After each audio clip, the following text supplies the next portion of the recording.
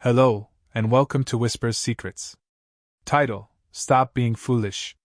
There won't be a divorce, my cheating wife said. I just need one night to prove I'm still attractive to other guys. She said it so casually, like we were talking about the weather. But she had no idea those words would ignite a storm she couldn't control. I used to think my marriage to Isabella was unshakable. We met at Oxford, two driven minds chasing success in the unforgiving world of finance. She was brilliant, polished, always 3 steps ahead.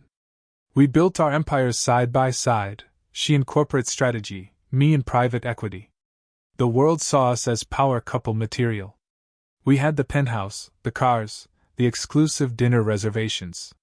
And I thought we had love. I was wrong. One evening, we sat in our sleek glass-walled apartment overlooking the Thames. Isabella stood by the floor-to-ceiling window, swirling a glass of red, the city lights dancing in her reflection. She didn't even glance at me when she said it. Stop being foolish. There won't be a divorce. I blinked. What? She finally turned to me, her tone flat. I just need one night. One night to prove I'm still desirable. To feel wanted by someone new. I felt the world tilt beneath me. Isabella, do you even hear what you're saying? She sighed, like I was the unreasonable one. Nathan, it's not about you. I love you. But I need this. I won't be caged. So you're going to cheat. And you expect me to be okay with it.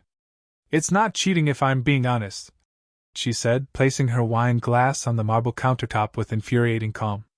I'm telling you up front. That's transparency. I stared at her, trying to recognize the woman I married. Then, without flinching, she walked into our bedroom, unzipped her garment bag, and started packing. No shame. No secrecy. Because in her mind, she was untouchable. And something in me broke. She thought I'd sit still. Wait patiently. Accept humiliation. She was wrong. The moment the door shut behind her, I picked up my phone. Elias, I said when my best friend answered. I need your help. Elias had been my closest ally since grad school, and he just happened to be a forensic investigator. What's going on? Isabella's cheating, or she's about to. And I want to burn everything down. He whistled. You sure? I've never been more sure. First, dig through her finances. If there's anything dirty, I want to see it. She's meticulous, he warned. She's arrogant, I corrected. And arrogance leaves footprints. He didn't hesitate. All right. Let's make sure she never forgets this night. By the time Isabella returned the next morning, still in her black dress from the night before, I was 2 moves ahead. She breezed in, heels clicking across the hardwood, tossing her designer clutch on the sofa. See? She said, stretching her arms like she'd been at a spa. No big deal. I stared at her, face unreadable. Did you have fun? She gave me a look. Don't be immature, Nathan. I didn't respond. Just smiled faintly and turned away. That was the moment she should have sensed something was wrong. But she didn't. While she'd been with a stranger, reclaiming her power, I'd been crafting a very different kind of reminder. One she would never forget. The first blow came fast. Elias had found discrepancies. Transfers. Phantom invoices. Quiet siphons from her company's discretionary accounts. Small enough to evade detection, until now. I sent the evidence anonymously to her firm's compliance team. That night, I watched from the kitchen as she paced the living room, phone glued to her ear. What do you mean flagged transactions? That's insane. She was spiraling. And I was just getting started. The next morning, her black card got declined at a luxury boutique in Knightsbridge. The look on her face when the cashier said, I'm sorry, miss, declined, was priceless. And that was just the beginning. At first, she brushed it off. Probably a glitch, she muttered, when her platinum card was declined. Pulled out another with a forced smile. But by the end of the week, there was no brushing anything off. Nathan, she said, appearing in the doorway of our bedroom, No wine glass in hand this time. Her usual poise had fractured. Her voice wavered in a way I hadn't heard in years. Something's going on. I looked up from my laptop, calm. Oh? My accounts. They're all frozen. She swallowed. And there's an internal review at the firm. Compliance flagged some of my transfers. Someone reported me. I tilted my head. That sounds serious. Her eyes narrowed, the fear masked by suspicion. You don't seem surprised. I closed the laptop slowly. Maybe that's because I know exactly who I married. She stiffened. I didn't do anything illegal. I stood, voice even. You did this to yourself, Isabella. Her lips parted, but nothing came out. No retort. No justification. Just the silence of someone who realized the game had shifted and they were no longer holding the cards. Good. Let the fear bloom. Let it settle into her bones. The final move came the next evening. I placed a crisp envelope on the dining table between us. She stared at it, confused, then unfolded the divorce papers with trembling hands. You're serious, she whispered. Dead serious. Her face twisted. You can't just leave me. You didn't just make a mistake, I said. You made a choice. And now I'm making mine. Her defiance cracked, replaced by something unfamiliar, desperation.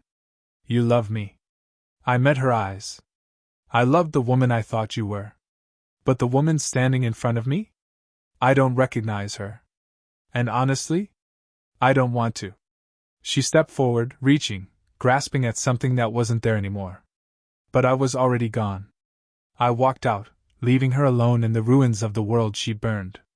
The image she had so meticulously curated over the years, flawless executive, respected advisor, elegant wife, was collapsing from the inside out. And I was the one lighting the match. The firm moved quickly. The compliance report had teeth. Elias made sure of it.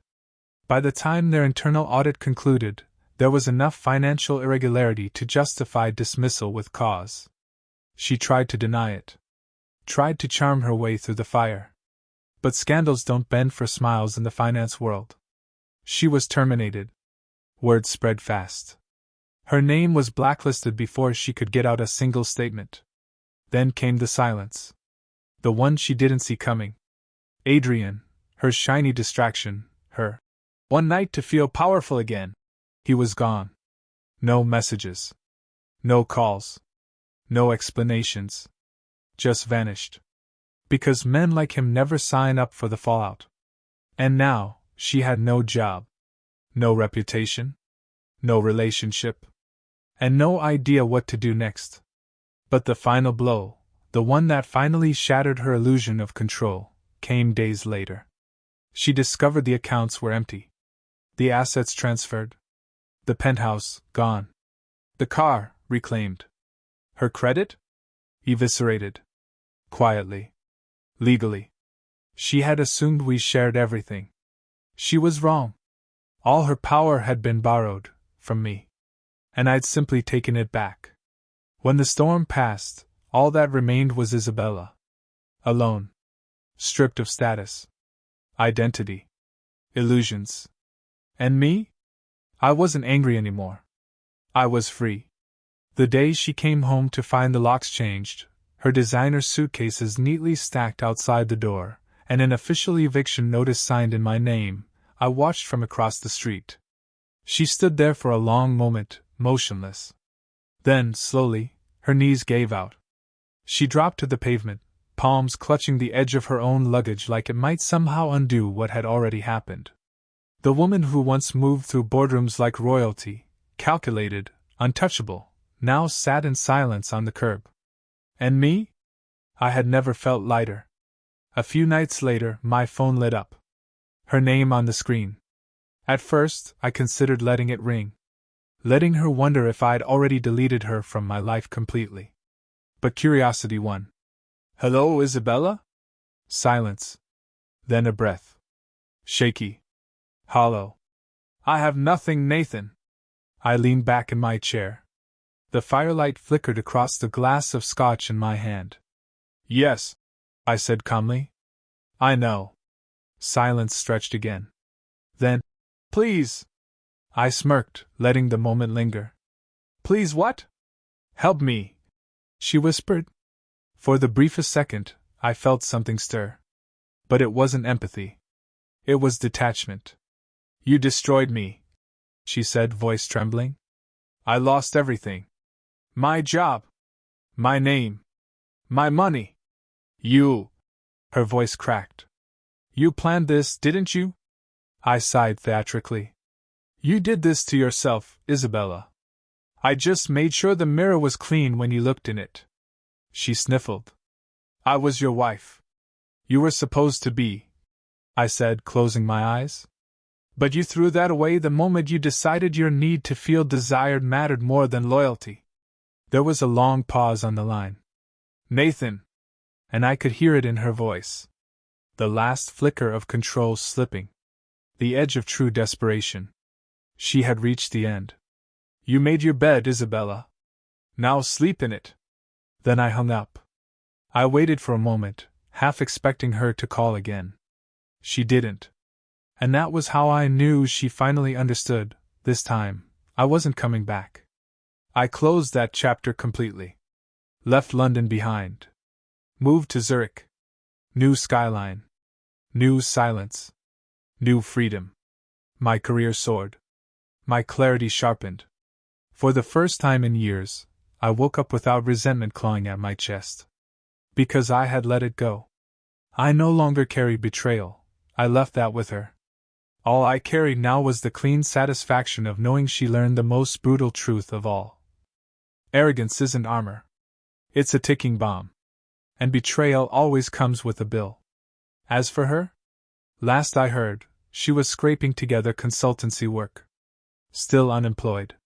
Still whispered about behind closed doors. Still trying to piece together a version of herself that no longer existed. I had no regrets. People mistake revenge for rage. They think it's fire and fury. They're wrong. The best revenge is peace. Letting them drown in silence while you rise in purpose. Because betrayal only hurts when you stay. Let go, and the weight shifts. Forever. Drop your thoughts in the comments. And if you loved this revenge story, subscribe to the channel for more. This was Whisper Secrets. Thanks for listening.